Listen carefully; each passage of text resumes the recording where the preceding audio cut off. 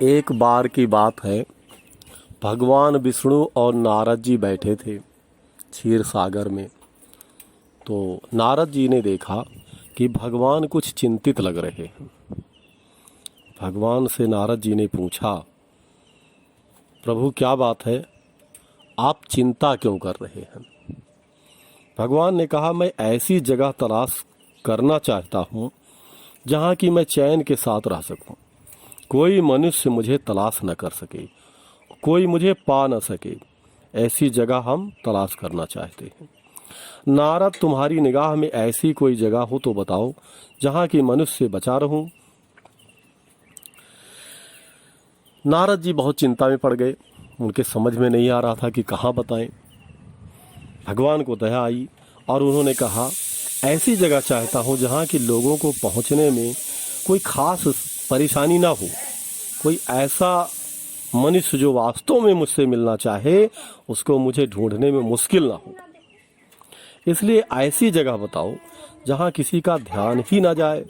नारद जी ने कहा, हाँ, एक ऐसी जगह मेरे समझ में आई है और मैं आपको बताना चाहता हूँ।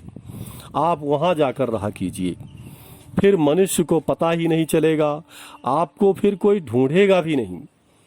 आप आराम से रहें, वहाँ निश्चिंत होकर रहें। भगवान ने कहा, अच्छा तो बताइए वह जगह कहाँ है। नारद जी भगवान के कान के पास मुंह ले गए और चुपके से कहा, किसी को बताना मत।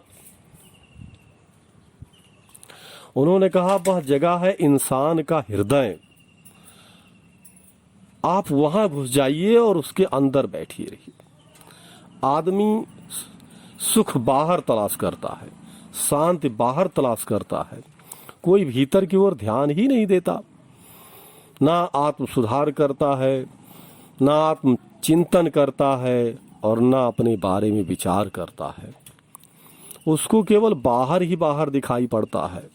इंद्रियों में दिखाई पड़ता है, स्त्रियों में दिखाई पड़ता है, कचहरियों में दिखाई पड़ता है, खाने में दिखाई पड़ता है, बैंकों में दिखाई पड़ता है, बेटे बेटियों में दिखाई पड़ता है। उसको सारा का सारा सुख बाहर ही दिखाई पड़ता है।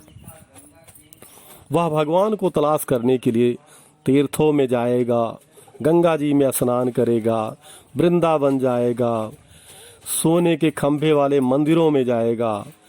वह आपको अपने भीतर कभी तलाश ही नहीं करेगा कि आप कहाँ बैठे हैं।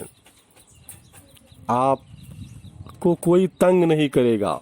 नारद जी की बात भगवान के समझ में आ गई और वे चुपचाप मनुष्य के हृदय के भीतर बैठ गए। तब से देखिए, लोग मंदिर में जा रहे हैं, बहुत सारा दान कर रहे हैं, बहुत जगह भाग दौड़ कर रहे हैं, भगवान को घर में घंटी को भिला रहे हैं, किंतु अपने अंदर झांक कर, अपने अंदर आत्मचिंतन करके, विचार करके भगवान को प्राप्त करने की कोशिश नहीं कर रहे हैं। भगवान हम सभी लोगों के हृदय में बैठे हैं।